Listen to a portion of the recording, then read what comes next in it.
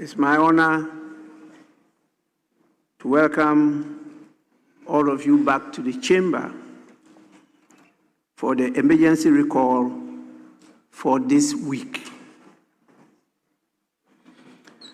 As honorable members are aware, the House adjourned on Friday, 31st July 2026, after what was a particularly active and demanding meeting.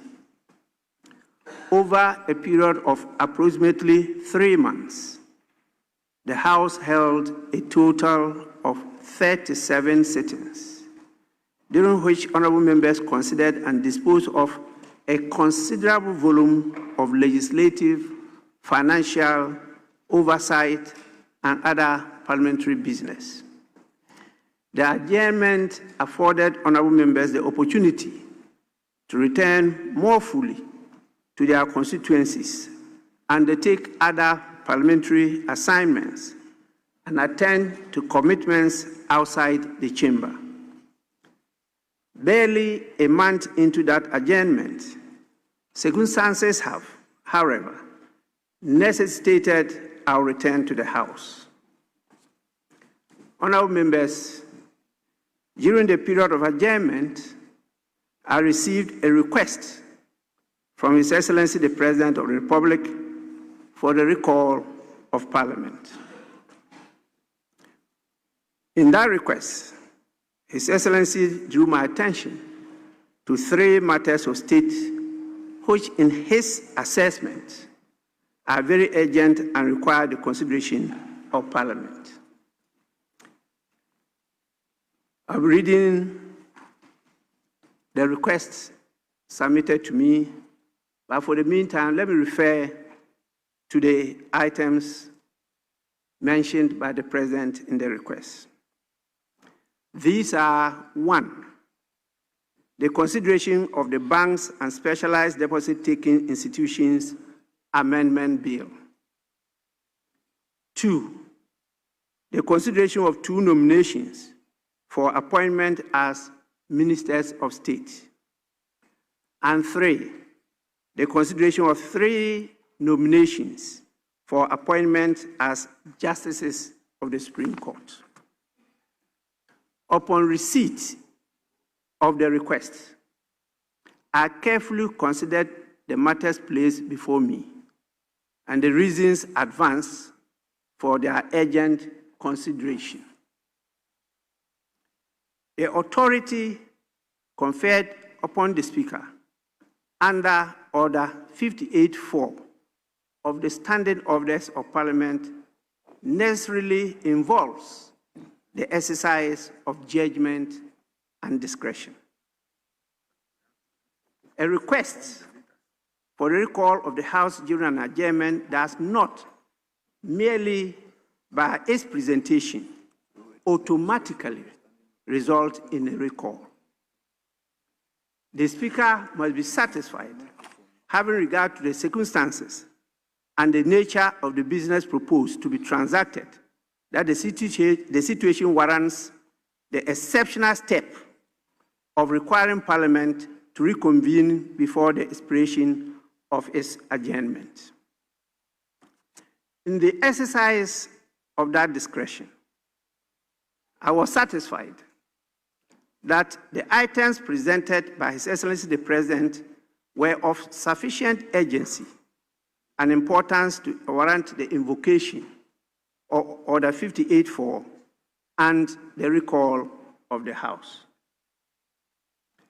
Honorable members, of particular significance in my consideration was the Banks and Specialized Deposit-Taking Institutions Amendment Bill.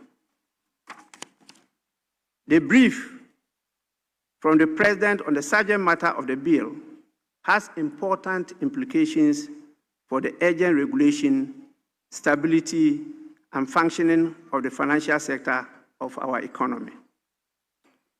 I was therefore satisfied that a matter of this character, having regard to the urgency represented and its potential implications for the financial sector and the economy warranted the attention of Parliament without waiting for the ordinary resumption of the House scheduled for the middle of October 2026.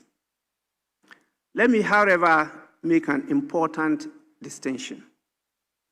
My determination that this and the other matters are sufficiently urgent to warrant the recall of Parliament is not and must not be understood as a determination of their merits. The decision to recall the House enables Parliament to consider the matters, what you may refer to as prima facie evidence, not conclusive. It does not dictate what Parliament must decide upon them. That responsibility belongs to the House. That is the responsibility as to whether those items are urgent. And to use the word in our standing orders, emergent matters to be recalled to sit. Parliament, once recalled, must exercise its own constitutional judgment on the substantive matters placed before it.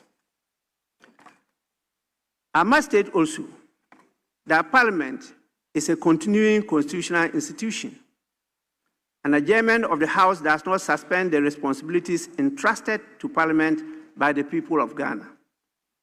When circumstances genuinely require the exercise of that legislative, deliberative, oversight, or other constitutional authority of Parliament, this House must be capable and ready to respond. I'm nevertheless conscious that this recall comes shortly after the conclusion of the intensive meeting of the House. I therefore wish to place on record my appreciation to honorable members for responding to the recall and returning to the chamber. I'm extremely grateful. I further urge members to limit the business of the House to what has been specifically requested by the President. In other words, Mr. Speaker is not willing and not ready to admit any other business, because those are normal businesses to be transacted during normal sittings, not a recall sitting.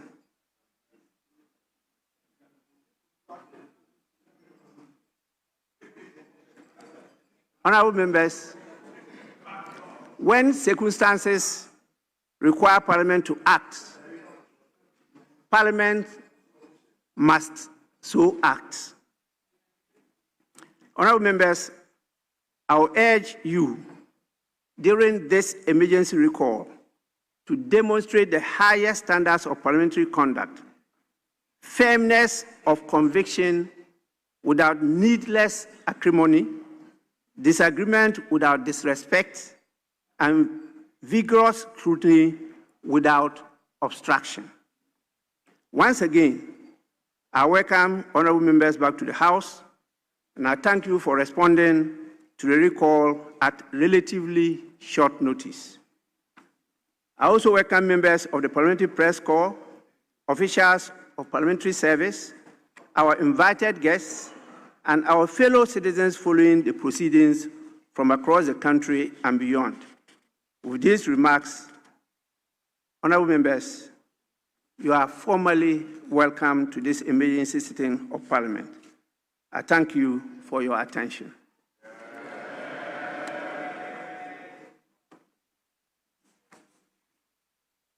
We now proceed to item 4, which deals with the messages from the President, after which I'll allow the leaders of the House to say a few welcome remarks.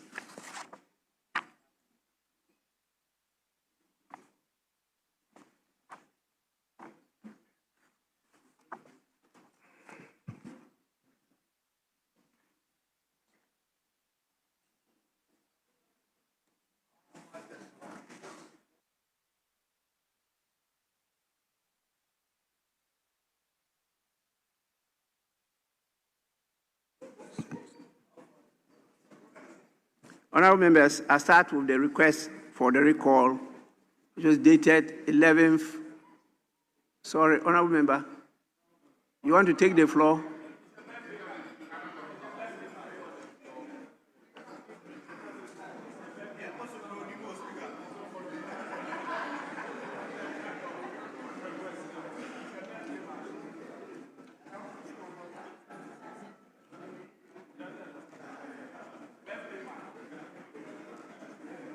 Honorable members, the letter is dated 11th August 2026. Request for the recall of Parliament. I write to request the recall of Parliament from recess to consider the following urgent matters of national importance. 1. The Bank and Special Deposit-Taking Institutions Act, Amendment Bill 2026. 2. Two nominations for appointment as Ministers of State for referral to Appointments Committee, vetting and consideration by Parliament. And 3. Nominations for appointment as Justices of the Supreme Court for referral to the Appointments Committee, vetting and consideration by Parliament. Given the urgency and importance of these matters to the effective administration of the state, I respectfully request that Parliament be recalled at the earliest practicable date to undertake the necessary constitutional and parliamentary processes.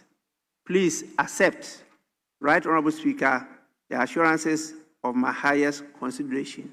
Signed, John Dramani Mahama.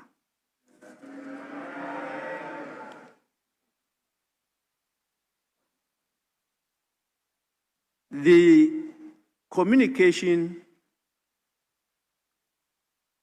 on the nomination and reassignment of ministers had earlier been submitted to me. But by then, we had gone on recess. And so the letter is dated 7th August 2026. And it reads, nomination and reassignment of ministers. Pursuant to Article 78(1) of the Constitution of the Republic of Ghana, 1992, I have the honor to submit through you for the prior approval of Parliament the names of the following members of Parliament whom I intend to appoint as Ministers of State. 1. Nominations. Ministry of Environment, Science and Technology, Dr. Zaneto Ajman Rollins, MP.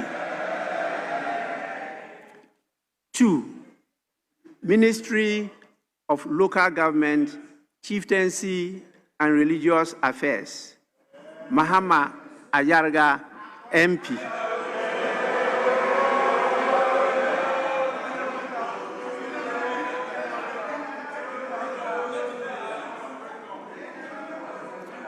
In furtherance of my constitutional mandate to assign ministerial responsibilities, I also wish to inform Parliament that I have reassigned the following ministers to the portfolios indicated below. Ministry of Defense, that is 1, Honorable Kenneth Gilbert Ajay. 2, Ministry of Works, Housing and Water Resources.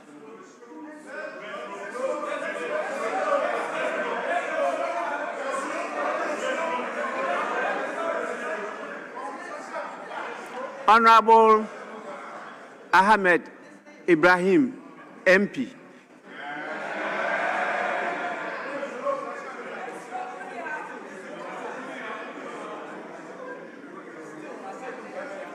Attached are the curriculum vitae and other relevant supporting documents of the nominees to facilitate the parliamentary vetting and approval process.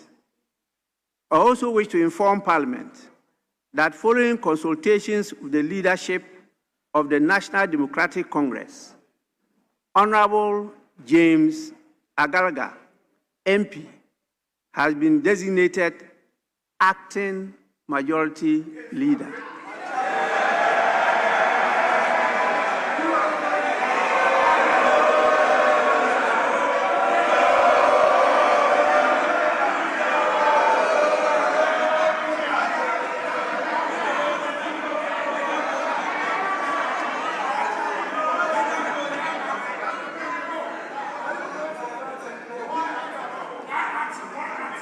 Honorable members, honorable members,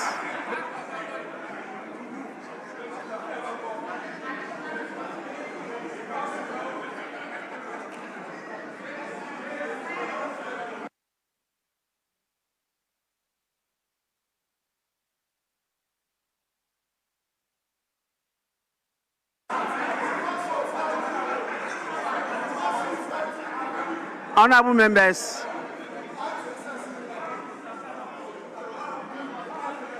please accept, Right Honorable Speaker, the assurances of my highest consideration.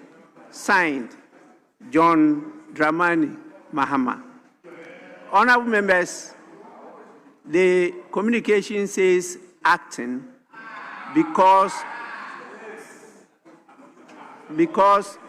the President has no authority to communicate the change of the leadership of the House to the Speaker.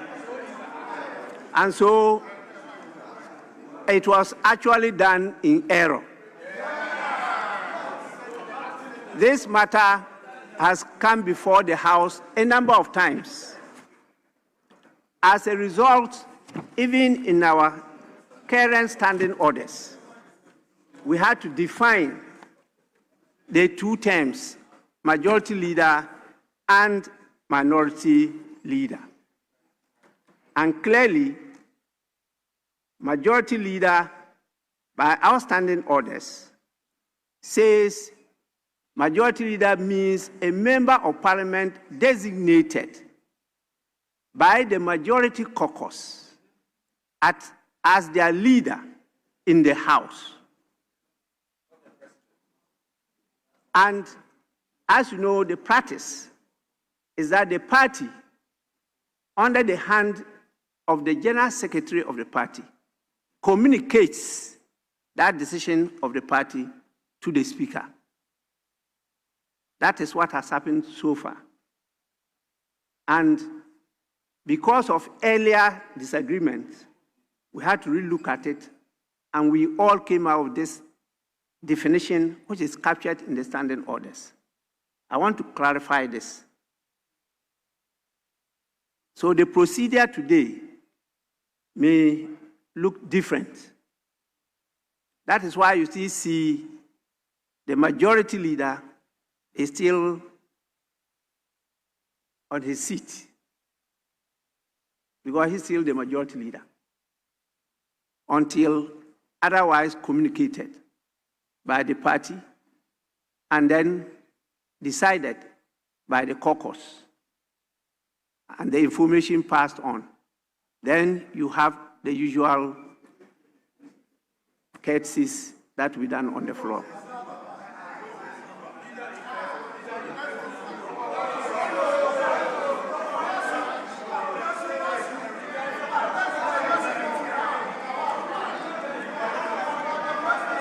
Honorable members, I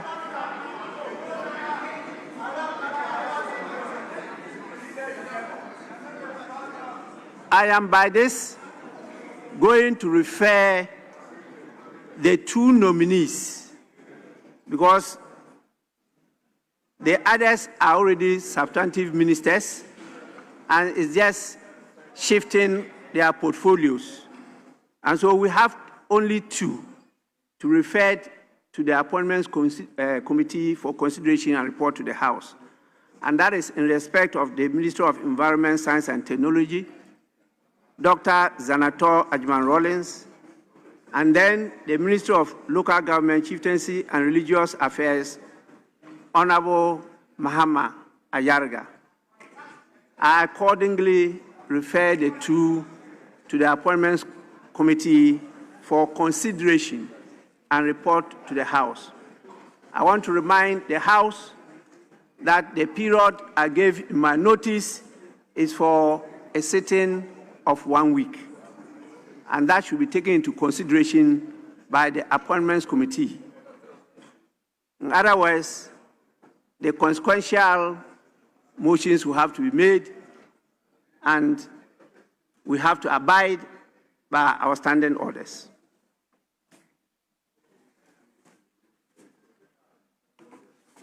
Honorable members, as I indicated in my welcome remarks, I also had communication from His Excellency the President with regard to the appointment of justices to the Supreme Court. That communication is dated 21st August 2026, and it reads, on 15th July 2026, as submitted to the Judicial Council for its consideration, the nominations of the following persons for appointment as justices of the Supreme Court of Ghana. A. Justice Sophia Rosetta Oduokwa Bernasco Esa Mrs. B. Justice Edward Amwako Asante. And C. Mr.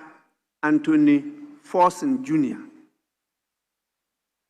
Following its consideration of the nominations, the Judicial Council advised that the nominees are suitable for appointment to the Supreme Court by a letter dated 22nd July 2026. In furtherance of the constitutional process prescribed under Article 144, Clause 2 of the 1992 Constitution, I subsequently consulted the Council of State by submitting to the Council the names and curricula vitae of the nominees for its consideration. By a letter dated 20th August 2026, the Council of State informed me that having duly considered the nominations, it found the nominees qualified and suitable to serve as justices of the Supreme Court, and accordingly recommended their appointment. Accordingly, and pursuant to Article 144, Clause 2 of the 1992 Constitution, I hereby submit the nominations of Justice Sophia Rosetta Oduokwa Bernasco Esa Mrs., Justice Edward Amwako Asante, and Mr. Anthony Forson Jr. to Parliament for its consideration and approval for appointment as justices of the Supreme Court of Ghana. Their respective curricula vitae are attached for the consideration of Parliament. Mr. Speaker, I trust that Parliament will give due consideration to these nominations in accordance with its constitutional mandate to enable the process of appointment to be concluded in due course. Please accept, Mr. Speaker, the assurances of my highest consideration. Signed, John Dramani Mahama. Honorable members, I accordingly refer these nominees to the Appointments Committee for consideration and report to the House within the period prescribed by the notice of recall.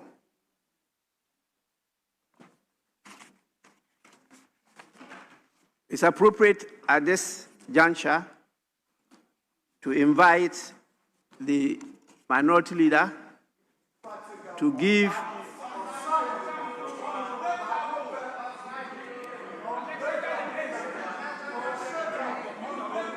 Honorable members.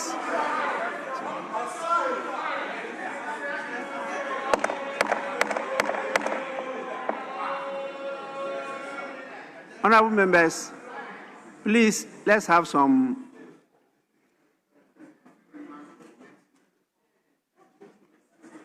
as honorable members, at least you should know when to applaud and when to remain silent.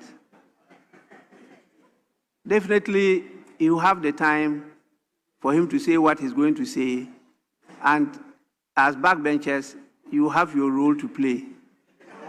But you should have the patience.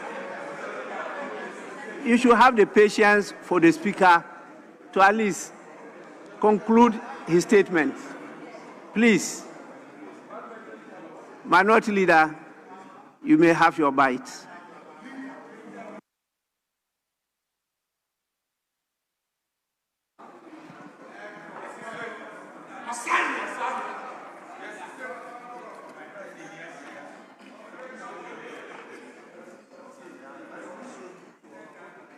Speaker, with respect, let me thank you for this treasure space to deliver an opening statement for and on behalf of my colleagues. Speaker and colleague members of Parliament, it is my distinct honor and high privilege to deliver this statement on behalf of my caucus. As we gather this afternoon under circumstances no Ghanaian wished to see, you have exercised the power given to you under Order 58.4 of our standing orders, the power that allows you to summon this House without the customary 14 days notice, because the country faces matters that simply cannot wait. Mr. Speaker, we thank you for that judgment. We answer that summons today with the seriousness it takes and it deserves. Before I turn to the business at hand, permit me, in a word of tradition, this House does not lose sight of courtesy, even in a season of crisis. Speaker, we congratulate our colleague, Honorable James Agaga, on his elevation to the high office of Majority Leader. He brings to that office many years of experience at the bar and in this chamber. We hope he will use that experience to address, through sound national policy, the bread and butter issues that matter to the Ghanaian people. This minority stands ready to engage him in that spirit, firmly but fairly. We also extend our commendation to the outgoing Majority Leader, my respected senior at the bar, Mahama Ayariga, on his nomination as Minister for Local Government, Chieftaincy and Religious Affairs. We look forward to critically examining that nomination fearlessly at the Appointment Committee. We hope he arrives at that ministry equipped to confront the filth that has overtaken our cities and towns. Fill this ministry hole squarely at the door of government for failing to enact a sanitation policy. Speaker, personally, I am filled with nostalgia. This is a man I've always respected, and I'll dearly miss him in our usual banter on this House floor. Mahama, I respect you. I've enjoyed our friendship. The media sometimes misconstrued the exchanges, but you and I know what we know. Congratulations, and I wish you well and many more accomplishments. Mr. Speaker, permit me also, on behalf of this minority, step briefly outside the walls of this chamber. On the 15th and 16th of August, our party, the New Patriotic Party, conducted regional executive elections across all 16 regions of this country. Thousands of delegates cast their ballots. New regional chairpersons and their executives emerged. And Mr. Speaker, It was done peacefully, transparently, and in good order. We congratulate every member of our party's rank and file who made that possible. It is a credit to our eternal democracy and a signal that this party is steadily rebuilding itself, region by region, for the task ahead. By this, I mean putting Dr. Mahamudu Bawumia back on the ballot and into the presidency. To fix a Ghana that is falling apart in one critical area after one after the other under the watch of the NDC government. To every candidate who will stand for national office when this party gathers in Kumasi in October, win or lose, we wish you well. The strength of our party will be measured not by who wins those contests, by how completely we unite behind whoever does. Mr. Speaker, let me now turn to why this House was recalled. This House has been recalled to consider urgent business. That urgent business is not, on its face, the matter I am about to raise.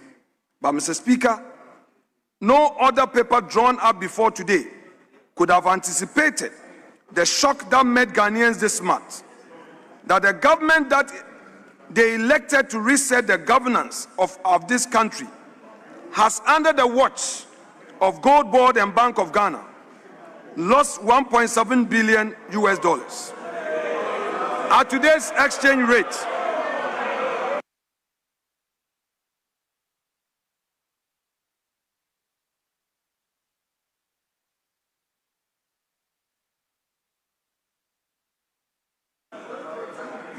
today's exchange rate, that is 22 billion cedis gone from a program that was meant to protect our gold, strengthen our cedi, and support our economy. Speaker, according to IMF report dated 17 December 2025 at page 3, paragraph 56, quote, losses from the domestic gold purchase program and gold bourse activities should not be borne by the central bank and transparently brought on budgets. Further, the BOG should develop a clear and time-bound strategy for scaling down gold purchases, end quote. Speaker, we hold a firm view that this House cannot convene this week and be silent on that figure. It must become part of our deliberations so that the people of Ghana know that those in charge of implementation of policy must account to the people of Ghana. In keeping with that conviction and in line with the relevant provisions of our standing orders, on the 20th of August 2026, we, the minority, filed through the proper process a motion demanding the establishment of an ad hoc committee under Order 2621A to investigate the loss in full. We ask that this House refer that matter to a committee empowered to summon documents, summon witnesses, and give Ghanaians the disaggregation they are owed. Not a summary, not a slogan. A full account of how much of that $1.7 billion was lost to foreign exchange movement, how much was lost in the prices at which gold was bought and sold, and what judgment, if any, guided the officials who made those decisions. Speaker and colleagues, this matters beyond the number itself. When the Bank of Ghana's own capital is eroded by losses of this size, it is a taxpayer who is called upon to recapitalize. Your cedi, my cedi, every Ghanaian cedi, called upon to rebuild an institution brought low by the decisions the public bears the cost of. That is not a technical matter for economists alone. That is a matter of urgent public importance for this House, under Order 114 of our standing orders, and we, the minority, shall treat it as such. Speaker, we make this point in a context that makes the loss even harder to accept. As we speak, Ghanaians in mining communities across this country continue to suffer kidney failure, lung failure, and other grave conditions at alarming rates because of the extensive pollution that illegal mining has visited upon our water bodies and our air. This has become nothing short of a widespread epidemic, one this government appears to have neither the clue nor the courage to confront. So while Gold Board cannot account for 1.7 billion, an equivalent of 22 billion Ghana cedis, Ghanaians in our mining communities are paying with their kidneys, their lungs, and in other cases, their lives. This House owes them an answer too. Speaker, in the face of the allegations of extortion leveled against me, I have chosen to take high moral ground by submitting myself to the processes of the law. I have accordingly caused writs to be filed in suit number GT 1029/2026, entitled Osahin Alexander Afenyo Markin versus Samuel Edu Gyamfi and Multimedia Group Limited at the Accra High Court, and suit number GR/AC/CC/C5/02/2026, entitled Osahin Alexander Afenyo Markin versus Eric Ejay and Peace FM at the Achimota Circuit Court. I have every confidence that in the fullness of time, the court will make the appropriate determination on these matters. Mr. Speaker, I also await with bated breath that the man or the men who made the allegation will have the courage to report the matter to the police or the OSP or any investigating agency in this country. And I expect that if they muster the courage to report that I have extorted from them and I am invited, I shall submit myself to every investigation so that eventually my name is cleared. Mr. Speaker, there is a limit to political discourse. There are lines that must not be crossed, and these red lines, once crossed, they must be dealt with. Mr. Speaker, I can modestly and humbly say that I have served in this position with integrity. I came into this office a man of hard work with determination, and I have achieved for myself what I have to do for myself, my family, and my constituents. Mr. Speaker, I work with clear conscience and with fidelity to the responsibilities entrusted to me. I say so without more. Mr. Speaker, let me now turn to the issue of power in our country. Speaker, our nation was left in darkness. As if that was not enough, we must also draw the House's attention to the general state of power supply in our country. We ask that it be made a pivotal part of our deliberation this week. In the space of 1 month, Ghana has twice been plunged into total darkness. Gridco called it both times, quote, power system disturbances, end quote. The first was on the 29th of July. The second struck barely 3 weeks later at the dawn of 20th of August, when a fault on the Akosombo water line tripped our generating units and left homes, hospitals, and businesses across this country without power for the better part of a day. Mr. Speaker, Ghanaians have received nothing beyond tear statements announcing the outage, and hours or days later, tear statement announcing its restoration. This was not the power sector Akufo-Addo and Bawumia government handed over in January 2025. In an age when a nation's electricity grid is rightly treated as core national security infrastructure, this House cannot allow such statement to substitute for real answers. We therefore give notice, in accordance with the rota provisions of Order 216-2D of our standing orders, of our intention to push that the Minister for Energy and Green Transition to appear before this House to account fully for the state of our power sector, and or that a probe be opened into causes of these outages. Speaker, we will not allow these matters to be swept under the carpet by press statements.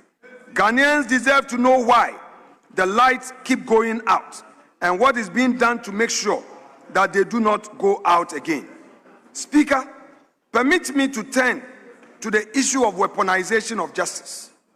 While this government displays its inability in managing our treasury on the grid and elsewhere, there's one department in which it has shown troubling efficiency: the weaponization of our prosecutorial machinery against members of this caucus and, in general, former appointees of Akufo-Addo. We have watched that machinery deployed against our compatriots, including the Ashanti regional chairman of our party, Enchibwe Siakun, popularly known as Wuntumi. We have watched, most recently, a controversial warrant from the Chief Justice compelling the speedy prosecution of our members during judicial vacation, a period that has traditionally offered judges, lawyers, and litigants alike a season of rest. This matter, through the effort of one of our colleagues, Honorable Kojo Opon-Kroma of Ofuasi Ayerbi, is now before the Supreme Court for the appropriate legal redress. Speaker, the minority would want to be plain. This is a government that, in its first month in office, filed nolle prosequa after nolle prosequa to discontinue criminal cases against its own members, sympathizers, cronies, and assigns, while lining up its opponent before the court. We are clear on our minds what that pattern means. It is not pursuit of justice. It is an attempt to terrorize this minority into submission, one investigative summons at a time. Now, our resolve, Mr. Speaker,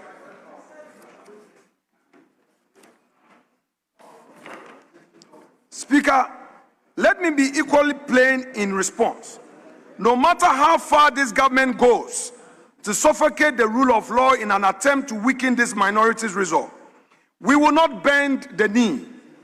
We are fortified by the veritable words of the 26th President of the United States, Theodore Roosevelt, who on the 23rd April 1910 delivered an address at the Sorbonne in Paris titled "Citizenship in a Republic" during his post-presidential tour of Europe. And he said, and I quote, "It is not a critic who counts, not a man who points out how the strong man stumbles, or where the doer of deeds could have done them better.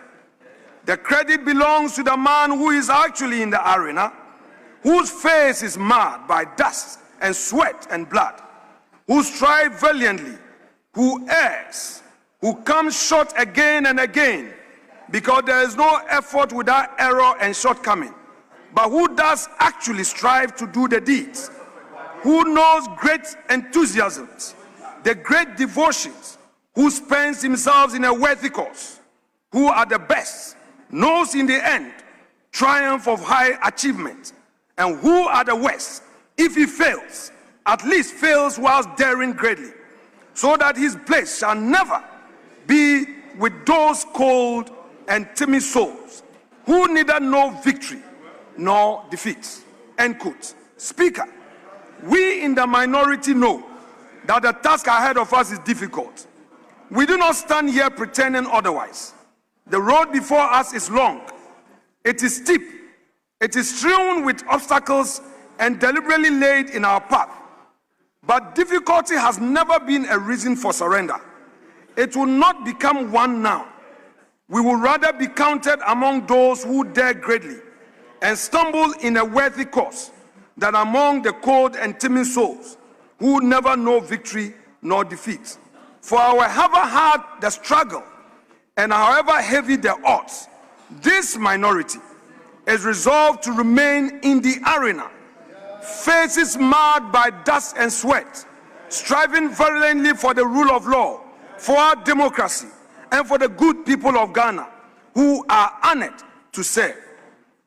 Mr. Speaker, The people of Ghana sent us into this chamber to protect their interests without fear and to hold this government to account on every inch of executive decision it takes. We intend to keep that mandate without fear, without favor, and without apology.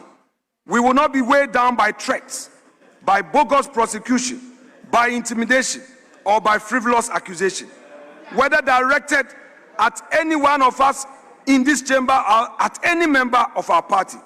For as long as we have life, for as long as we have good health, for as long as we remain members of this house, we will expose what we see as wrong and insist on what is right.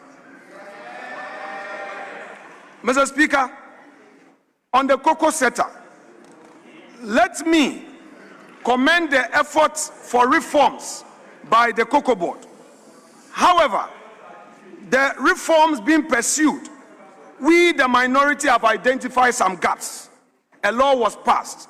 We hold a view that there wasn't sufficient consultations and that there should be further consultation regarding the concerns of the LBCs that were turned down by this government.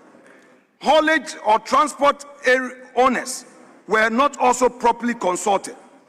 We have also noted that farmers are now being required to seek permission from government before repurposing their farms. Farmers cannot even undertake routine, genuine actions without recourse to government. Mr. Speaker, farmers cannot sell their cocoa unless they are registered. This has never happened in the history of our country. Mr. Speaker, we call on the majority to reconsider these concerns and come before this House with a motion for rescission so that we can further deliberate on this matter and make input to enrich the bill before Mr. President signs. Mr. Speaker, this House should know that the two items we have given notice of today on the gold ball losses and the other power outages are only the beginning of clear paths in ensuring this government is held to account. Many more such efforts already in motion and will find full expression in this chamber in the weeks and months ahead. We do not intend to let a single matter of accountability rest, for it is said that he who comes to equity must do equity. In closing, Mr. Speaker, let me once again welcome all colleagues back into this emergency meeting. We did not ask to be recalled under these circumstances. No nation should have to be, but Ghana finds itself here, and history will record what this House chooses to do with this moment. It will record whether we looked away from nearly 22 billion Ghana cedis or whether we demanded every cedi to be accounted for. It will record whether we accepted their statement about a darkened nation or whether we demanded the light be restored and kept. It will record whether we allowed the machinery of justice to be turned into a weapon of political fear or whether we stood unbending in its way. Speaker, this minority knows which record it intends to leave.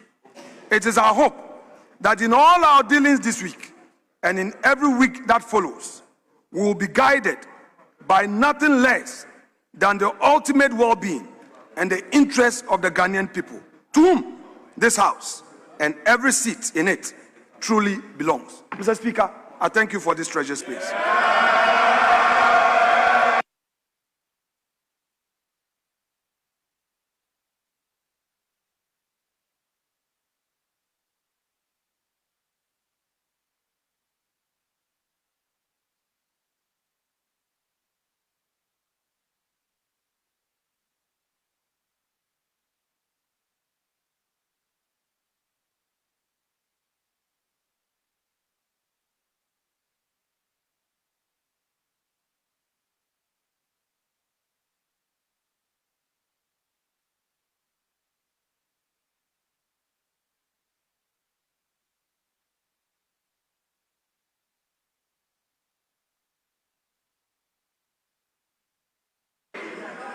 Honorable members,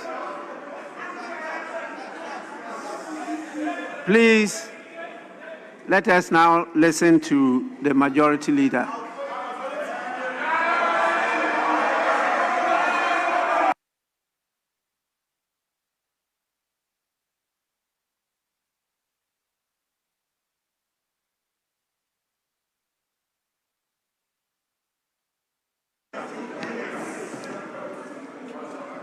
Mr. Speaker,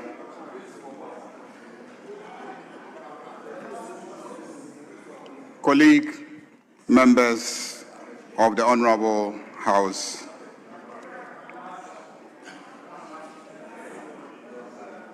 let me join the Right Honorable Speaker and my colleague, the Minority Leader, to welcome all of us back to this emergency recall of Parliament. I believe many of us have been unfortunately rudely interrupted in the enjoyment of our recess. Many have scheduled family travels, vacation times, medical checkups, and very important constituency assignments. And we have been asked to return to consider important national assignments. But looking at the numbers in the House, I want to commend all of us that in spite of the recess period and the many things that we scheduled, we have made time to respond to the Speaker's recall to come and attend to the urgent business that is before us. Mr. Speaker, the items before us relate to the passage of an important financial bill and the consideration of nomination of two of us, your colleagues, to join the executive arm of government. Mr. Speaker, we also have, as you have indicated, the consideration of 3 nominees to the Supreme Court. I want to assure colleagues that we will work together to consider the nominations within the time frame of 5 sitting days, which the Speaker has indicated. To meet this deadline, we will be required to suspend a number of standing orders which place some obligations on us in conducting our jobs at the Appointments Committee and as a House in the consideration of bills. I therefore urge colleagues to support motions that will be moving to request for abridgment of time, to suspend some requirements of public notices so that we can accomplish the task within the 5 days recall that the Speaker has made. Mr. Speaker, I also want to thank my colleague, the Minority Leader, for his very kind words about me and my tenure with him in this House, except to say that I'm still the Majority Leader. I have not left yet. And I will soon be leaving. And when I finally will leave, I will deliver my address to the House, during which I would recognize my good days with him, and I want to thank him for all that we have accomplished together, working with integrity, with honesty, and with forthrightness in our relationship. I also want to urge colleagues that we are going to sit for only 5 days, I therefore urge colleagues as much as we can to attend the sittings for the 5 days period so that we can accomplish many of the things that we have indicated. Unfortunately, I want to appeal to my colleagues in the minority that many of the issues that you have raised, even though some may be germane, I unfortunately want us to abide by Speaker's directive that this House focuses on the urgent matters, for which reason he has recalled the House. I know for sure that on several occasions in this House, the minority has raised the issue of the matters at Gold Board. And even though you have consistently tried to brand it as losses being run by an institution of government, I believe that I've also witnessed in this House that the minority has urged us to share the glory for the establishment of Gold Board with your flag bearer, Dr. Mahmoud Bawumia. And I know for sure that in the original design that the NDC government inherited, according to you, there were still what you call losses. Even if the losses have increased, it is because this government have pursued policies that have expanded the volume of gold that has been purchased by the government. Those are facts, and you know the facts. In this House, we have consistently demonstrated that what you call losses are actually costs that this country has to pay in order to maintain the strength of our currency today. What you call as losses is costs that this country has to deal with as a result of maintaining the stability of our currency. All these things have been argued, and we have tried to make a case that this is perhaps one of the best policies that have ever been implemented by any government in this country that has stabilized our currency, that has strengthened our cedi, and that has maintained inflation at a very low rate up to date.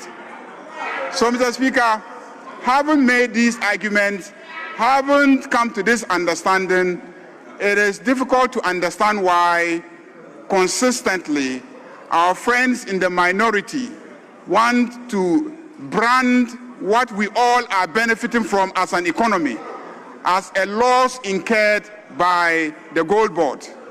I am surprised that we will continue going along this tangent.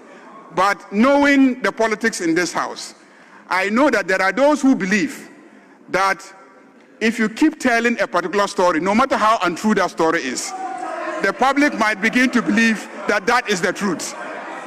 And so I can understand why every single day my friends in the minority will try to pump into the brains of Ghanaians the wrong narrative that Gold Board is running losses.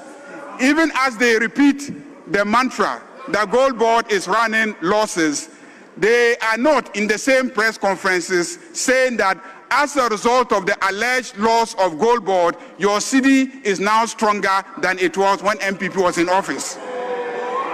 We are not also telling Ghanaians that as a result of the so-called losses of Gold Board, your inflation is stable. We are not telling Ghanaians that as a result of the so-called losses of Gold Board, we are paying our debts and we are being graded very highly by all the international rating agencies. So you may describe it as Gold Board losses, but we see it as an innovative national fiscal monetary policy that is stabilizing our currency. that is making our economy stronger, that is going to alleviate the poverty of many Ghanaians. And so we stand strongly behind Gold Board and the management of Gold Board.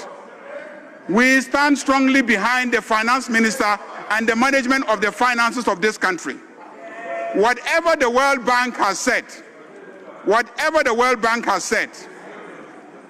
what I understand them to be saying, and the IMF, whatever they have said, I understand them to be saying that even though there will be losses based on the way we have designed the system, they expect it to be borne by the government and not by the central bank. And so reforms are underway to shift the transactions from the central bank to the government. And so I believe that ultimately your major concerns will be addressed. On the issue of energy, I want to assure you that I have the assurance of the Minister for Energy that by the end of September, the issues causing the power outages will be resolved. We're all in this country, and we saw the fire outage that destroyed the transmission substation at Akosombo. We all know that our gas suppliers are having a maintenance schedule which is reducing the supply of gas to the country. And again, we also know that a lot of our energy infrastructure is aging. And as a result of the aging infrastructure, we need to engage in routine maintenance and change. And during these periods, we'll be compelled to shut off the power in order to be able to carry out these routine maintenance activities. These, we hope, will be finished by the end of September, and the minister assures us by that time we will resume the stable power that we have been enjoying since John Dramani Mahama became president again. Mr. Speaker, just to indicate that my colleague has raised the issue of the the Chief Justice directive on legal vacation. I have always said that this House should not be interfering in the work of the judiciary. And so I will not comment on that, except to say that if I were an accused person before a court, and the judge says that he will not go on vacation, he will spend time and dispose of my matter expeditiously, I'll be the happiest person. If I were an accused person, because every accused person who believes that he or she has not committed an offense wants the judge to expeditiously consider your matter so that you can rest at home, rest assured that you are not working with a court prosecution hanging over your head. And so I am surprised that an accused person has the benefit of the judge presiding over his case, deciding to cancel his vacation so that he can attend to his matter. And that has become a subject of complaint and protest in the chamber of this House. But as I indicated, I don't want to interfere in the work of the judiciary because I think that it is undermining the independence and autonomy of a coordinate branch of government. I want to also say in response to my colleague, the minority leader, that I believe that this is a country where there is full assurance of freedom of speech, both in the chamber and outside the chamber. And I don't believe that there's any political targeting of anybody freely expressing themselves either in this chamber or outside this chamber. At the same time, I also don't believe that anybody should try to use this chamber or any platform to intimidate the law enforcement agencies when they are cracking down on criminal conduct, be they conduct of politicians, of ordinary armed robbers, of any other citizen. Crime is crime. Welcome remarks. And so I can only say a few words on one thing mentioned by the minority leader, which has to do with the motion they have filed, which was received in my office on the 21st of August, 2026, just 3 days ago. 3 days ago that it got to my office. I have gone through the motion myself, and I intend to admit the motion because we have to at least have an end to litigation. As to whether it's a loss or it's a cost, this House will have the opportunity to go through it. And please, Ghanaians are very intelligent people. They will listen, they will read in between the lines, and they will make their decisions. But it's not proper for us to try to cover up anything. We are now part of the Open Governance Partnership, and we have opened our parliament beyond any other parliament in Africa. And so this is one of the things that, from listening to both sides, not only in the House, even outside the House, both sides are willing to engage and to explain themselves. And I don't think that the Speaker will be the one that will stand on the way of the country. So I intend to do so. But let me also draw the attention of the House to the fact that under our rules, our standing orders, the House, through its members, can also request a recall of Parliament. It's under our rules. If you read Order 59, Rule 2 and 3, it's very clear there. And that is when Parliament is on recess, not when Parliament is sitting. So please, that opportunity is there for members, but I will only do so in consultation with the leadership of the House. That is also clear in the standing orders. And so when you request, I have to call your leaders, discuss with them.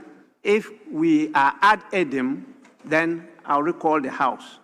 And that time, it could be done within 3 or 4 days, not as I have done in this case, almost a notice of 2 weeks. And so please, this is not a matter that can be considered within this 1 week, because we are now sitting, and the notice has come. We are not on recess. So please, as I stated, let's make sure that we finish the business that was itemized by His Excellency the President within the 1 week. That is what we are here to do. We will not do any new business. And so I am directing the table office to, as much as possible, focus on only this business. We are not going to have question time. We are not going to have any statements. We are here to do these 3 items and then go back to the basic and fundamental function of representation. And that is what recess is about. So I thank you all for coming. Please, honorable members, let us take item 6 now. Correction of votes and proceedings and official reports. We'll start with the correction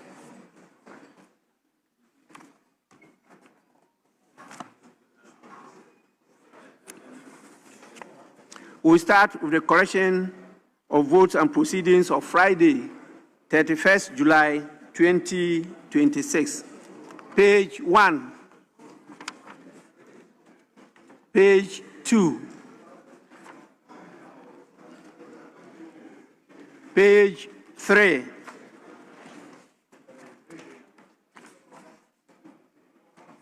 page 4,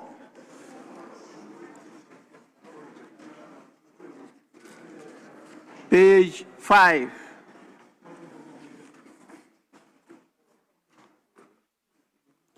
page 6,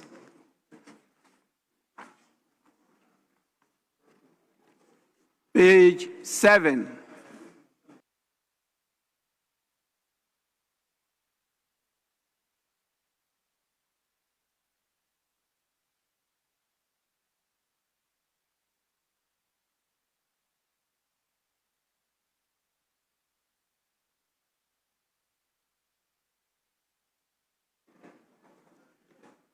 Page 7. Yes, please. Page 8. Page 9.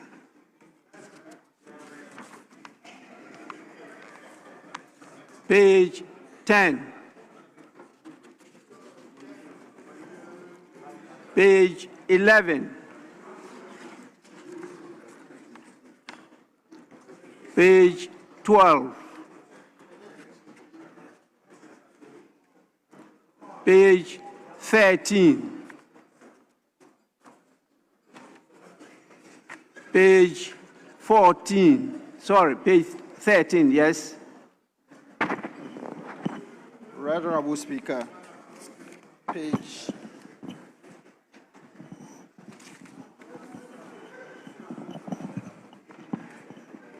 Right Honorable Speaker, page 13, item number D. Annual report of the Right to Information Commission for year 2025. I am only presuming that a "the" has been omitted, so it should be annual report of the Right to Information Commission for the year 2025. For the year 2025, so "the" has been omitted. Thank you. Table of office, kindly take note of that. It's on page 13. Page 14. Page 15. Yes, Honorable Member. Thank you, Honorable Speaker. Speaker, page 15, item 10, that's presentation of papers, paragraph F. Sub-paragraph I, number 35 and 36. Apparently, Mr. Speaker, if you permit me, it appears to be a repetition of the same district assembly. That's a Gyamfi district assembly. So if that is correct, then one should be deleted. Mr. Speaker, number 42 as well, Gomoa Central Municipal, if we can add the word assembly. I have a couple of others, but Speaker, they are on page 16 and 17. Thank you. Table of office, kindly take note of that. The Honorable Member is right. Page 16. Yes, you may continue. Thank you, Speaker. That's number 75. South Dine is a district assembly, not a municipal assembly. So if the municipal assembly could be deleted and we insert district assembly. Thank you. Table of office, kindly take note. Page 17. Page 18. Sorry, page 17? Okay, yes, sir, Speaker. Yes. Number 34, Kumasi Metropolitan Assembly. The spelling for metropolitan is incorrect. Then again, number 41, Nkuranza. There must be addition as to whether it's a municipal assembly or district assembly.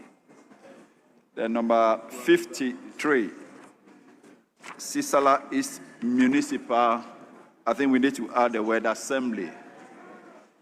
And then, Speaker, with your guidance, the spelling for Kasina Nankana district, I think what we have here is incorrect. If the clerk could check it and write the proper spelling. Thank you. Which number is that? That is number 30, Honorable Speaker. Number 30. On page 17, number 30. Yes. Thank you. Table office, kindly take note of that. Page 18. Page 19. Page 20. Page 21.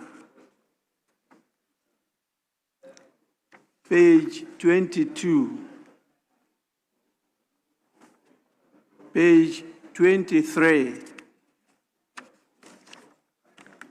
Yes, please. Right Honorable Speaker, page 23, item number 23. Mr. Speaker, remember that when you were giving this announcement that the Democracy Cup is going to be held on the 28th of this month, you also added that there's going to be a curtain raiser match between the members of parliament and the executive. That has not been adequately captured here. And so if table office can capture that as part of the announcement that you gave. Thank you. Yes, table office. I think this is a key point that should be made. So kindly capture that on the votes and proceedings. Page 24. Page 25. Page 26. Page 27. Page 28. Page 29.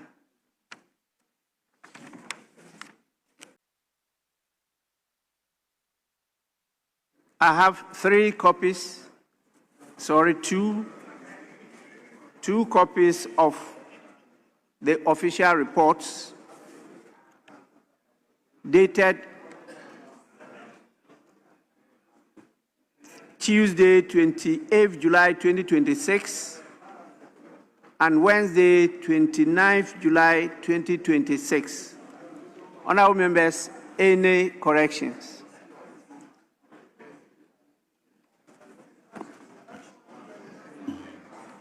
Yes. Mr. Speaker, respectfully, we do not have copies of the official reports, and so we are finding it difficult to make corrections. Is it that you don't have, or the whole house? Well, we asked the table office, and Are you sure on your tab it's not there?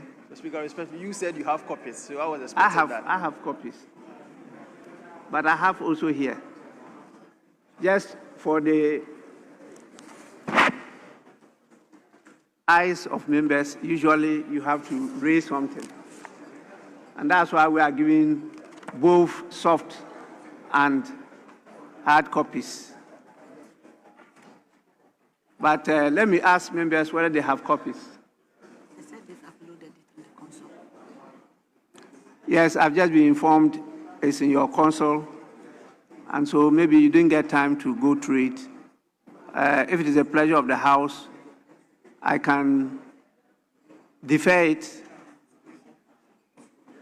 so that members will get time to go through it, particularly those who are good editors, like my friend Honorable Afenyo. It's so deferred. Okay, thank you.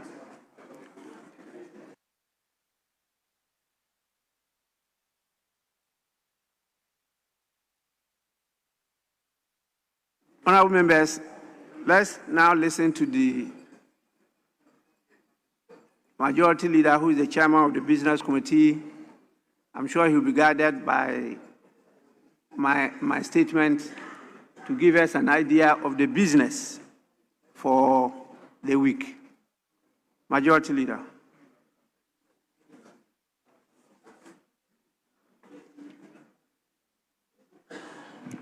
Right Honorable Speaker, the House having been recalled pursuant to Article Pursuant to Order 58 of the Standing Orders of Parliament, the Business Committee met today, Monday, 24th August 2026, and arranged business of the House for the emergency meeting ending Friday, 28th August 2026. Mr. Speaker, the Business Committee takes the opportunity to welcome all honorable members to this emergency sittings. The committee accordingly submits its report. The Speaker may read any available communications to the House. Initially, the committee had proposed some questions, but in view of your directive to the House regarding the business that should be conducted during this emergency sitting, the questions that we were proposing will no longer be asked. Mr. Speaker, statements, unless you admit them, definitely may not also be made. However, the bills, papers, and reports pursuant to Order 159 and 160 may be laid, presented, and taken during the week also pursuant to Order 97 of our standing orders. Motions may be taken and their consequential resolutions, if any. Motions may be debated and their consequential resolution, if any, taken during the week. Mr. Speaker, the committee also has taken note of the business of considering nominations, because I had briefed them after my meeting with you that this is likely to be the major business of this emergency recall. And so the agreement is that the referrals, when made to the Appointments Committee, should be considered expeditiously.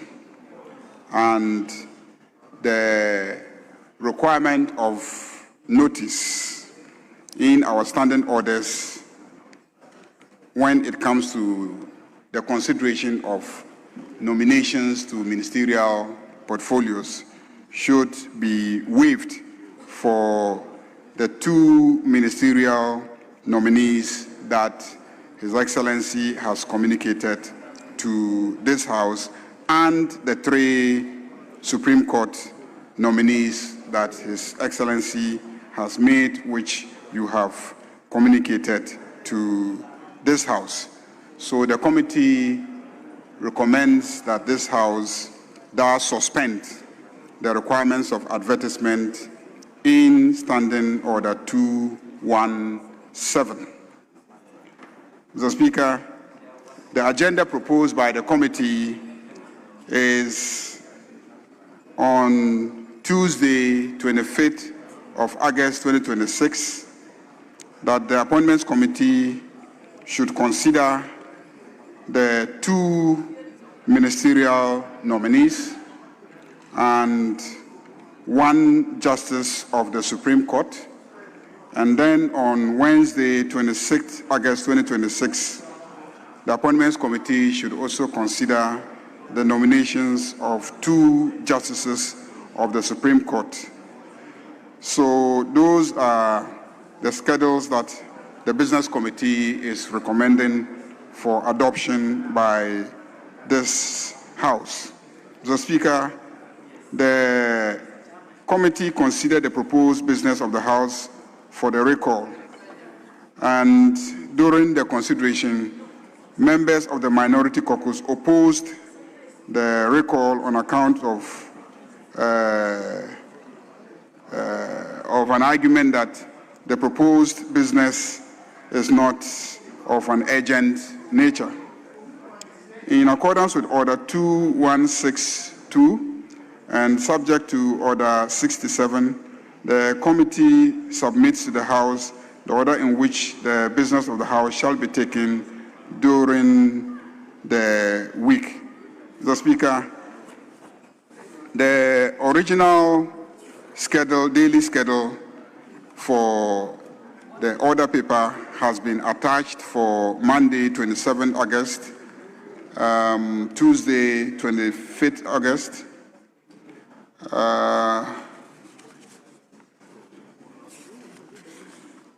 Wednesday, 26th August, Thursday, 27th August, and Friday, 28th August.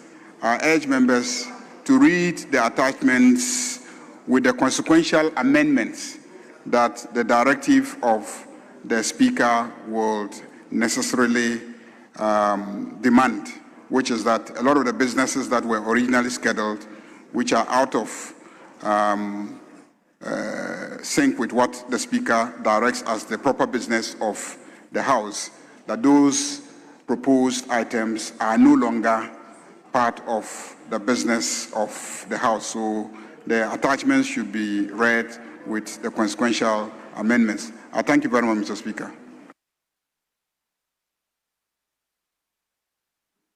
Honourable members, the business statement has been delivered. Any comments? Yes, please. Speaker, let me thank our leader for presenting the statement. And let me also put on record that at the business committee meeting, we sought to make an amendment to the items to be discussed. We were in principle not against the consideration of the business that was proposed, but we thought we could add on or make certain amendments. That was the statement of fact. And so, Leader, if you can take good notice. I have taken a good look at the proposed business statement, and I see the Chief Whip is pushing to get most of our ministers come answer questions, but it's still not good enough. Because, Speaker, I'm old in this House to know that averagely in a week, we've been doing 70 questions. Leader, if I have your attention. Speaker, we've been doing 70 questions. I see you've advertised or are proposing 40 questions. The standing orders permit you to make supplementary statements. Even after we've adopted this, I want to suggest to you, Speaker, because we already have about over 200 questions outstanding. What do we do to take advantage of this 5 days so that as many of the questions admitted by Mr. Speaker can be dispensed of? So your 40, even though I know you are trying hard, your 40 is still on the low side. And let's try and do something about it. Speaker. Honourable Member, I thought in my statement I made it clear that we are not going to take questions during this recall meeting. I stated it clearly, and the leader in presenting the report took notice of that. Apologies. I will then stay clear of that and proceed. So we are not taking questions, and we will also not take referrals. Speaker, is it the case? Okay. Then let me proceed to look at the businesses. What about the other businesses? Speaker, apart from the referrals. I stated that this 1 week is it's an emergency meeting, and the items that necessitated the recall is what we are going to focus on. Finish with that, and then we adjourn again, because you have duties to do in your constituency. The most important part of your presence here is representation, and so we can't take that away from you. Speaker, then I think I hold my gun at the appropriate time. I'm grateful. Honorable members, yes, Majority Chief Whip. Mr. Speaker, let me thank you for the opportunity to make a couple of observations in respect of the business statement presented by leader. Speaker, we are guided by your direction. Speaker, however, my plea is to consider the Savannah Caucus members. The information is that they lost the Council of State rep yesterday, and he has since been buried in accordance with the Muslim customs. So they are praying for the opportunity to make a statement in respect of that, with your leave, within this period, Mr. Speaker. Because it's quite, it happened yesterday, and the House having been recalled for a week, they are praying for a special leave to be able to do so. Because the humble position is that if they return to do that in October, the essence will be lost. So that's a very special appeal to you. Speaker, I will defer to you on this matter.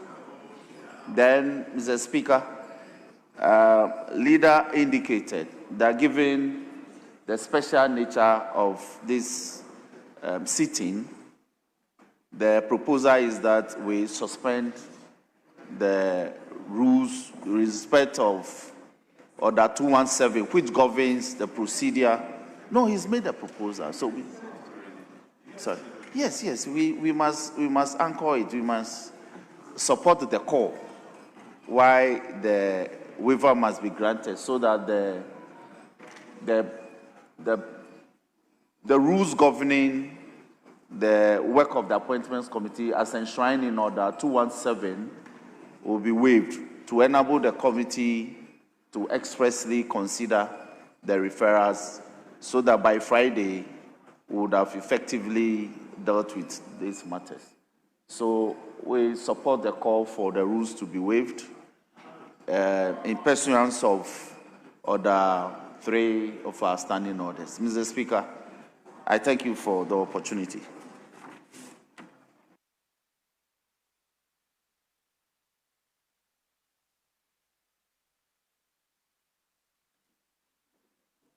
Yes, please. Speaker, may I also appeal for your decision regarding the agreement and your directive that we are restricting ourselves to prior agreed subject matters. I regret to announce the passing of the Tolon chief, and my colleague, the deputy whip, has just informed me. Speaker, I want to make an appeal.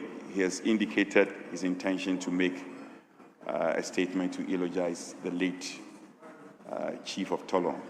So if that statement could also be taken together with the application made by my colleague. Yes, that's what I'm saying. Yeah.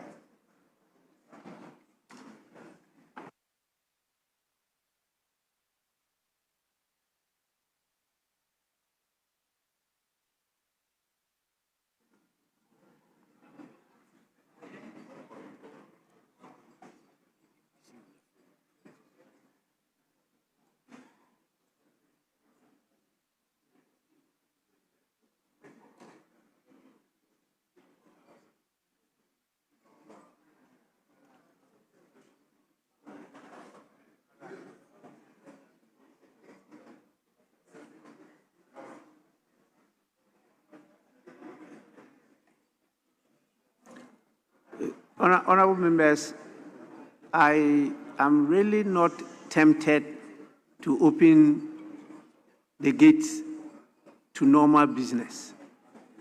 We may be setting up a precedent that will be very difficult to follow. In terms of funerals, my attention has been drawn to a number of them, not just what you've mentioned. And so if we start talking about statements on the demise of members, whether the Council of State or a deputy CEO or a chief at this time, by the time you realize your focus is rather on statements, which is, by my respective view, normal business, not urgent business. So please, I don't think I'll be admitting any such statements. Please, let's just focus on what we are here to do, finish that, and then go back to our constituents. I know it's very difficult to go back to constituents. I was MP before, but it's something that you voluntarily opted to do, to serve them. And you have to serve them, even with dry lips, you must smile.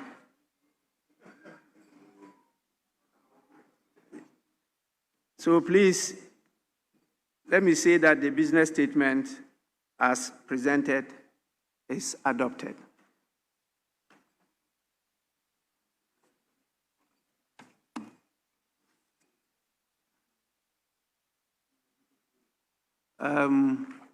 Yes, Majority Chief Whip. Speaker, humbly, by way of seeking clarification, is it therefore necessary that we still move in terms of Order 3 by substantive motion to have the rules as enshrined in Order 217 governing the work of the Appointments Committee substantively moved? I have given a directive, and I think from the presentation so far, my understanding is that the House has accepted to go by that directive. But if you want formality, then it's something you move, seconded, and then I put the question. If you want formality, if not, there's nothing wrong with.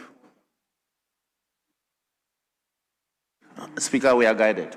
Adjourn. Let's adjourn.